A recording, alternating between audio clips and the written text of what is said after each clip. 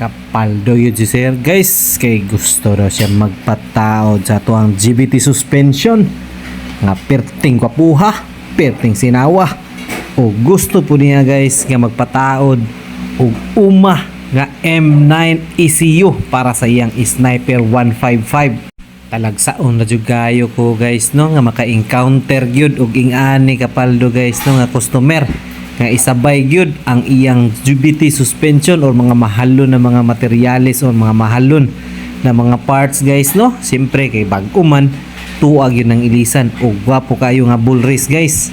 Kay daan-daan naman po to iyang bull race, daga naman po og tuig, so atuan na lang ilisan og bag-o para dili gyud siya madtaya og dili pud siya madaot. Og sama sa atong ginahimo guys no, dili yun nato na dukdoko ng iyang mga nut diha guys.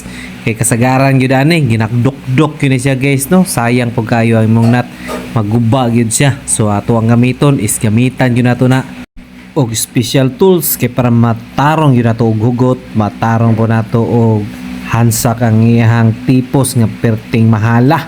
So mga siya guys ang porma sa iyang nut no, naka-double nut yun na siya guys, kailangan hugot yun na siya kay para dili yun na siya muluag-luag guys no.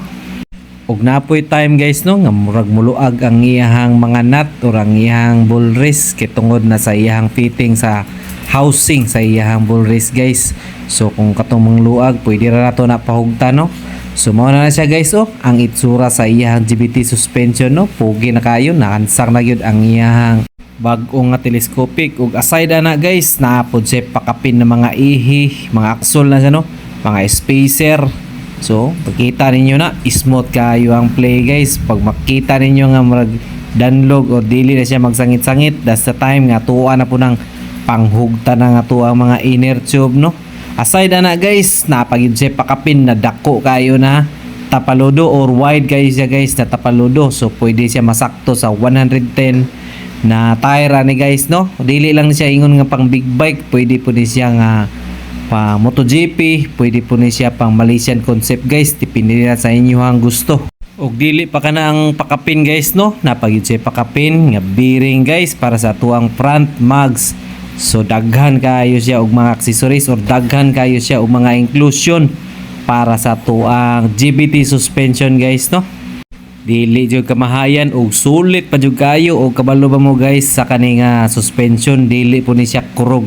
Labi na kato mga garaon kayo no nga magbuhi-buhi sa kamot o gusto gyud mo ani guys, pwede nyo buhian yung manubila. Pero pag amping lang mo nga dili gyud mo mga ligid ha, para safety lang punta. Og wala pa tanahuman sa tong pakapin guys no, napagyud tay inclusion na bracket para sa tuang kaliper, super T yung daghana og mga inclusion sa tuang GBT suspension no. Dili gyud kamahayan og sulit jud kayo. Mao nang og gusto ninyo ni guys og ingani nga setup, PM lang mo sa akong page guys no.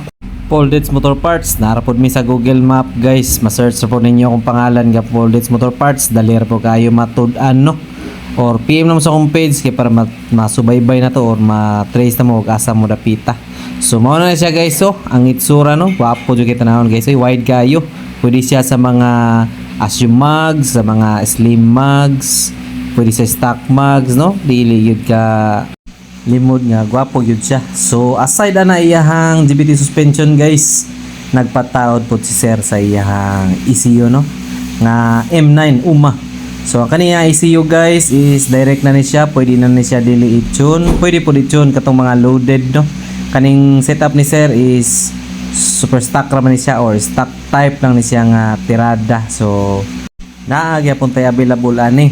So PM lang mo sa ako guys, so gusto gid mo ani nga setup. So ang katong nga ECU pwede po siya i-connect no sa cellphone, gusto mo mag edit or gusto mo mag-adjust, kita ninyo na manggawas na mga RPM, mga adjustment, diara mo mag-adjust sa inyong cellphone kung stock lang mo, super stock lang mo guys. So maura to guys no, og salamat kayo, amping mo kanunay guys.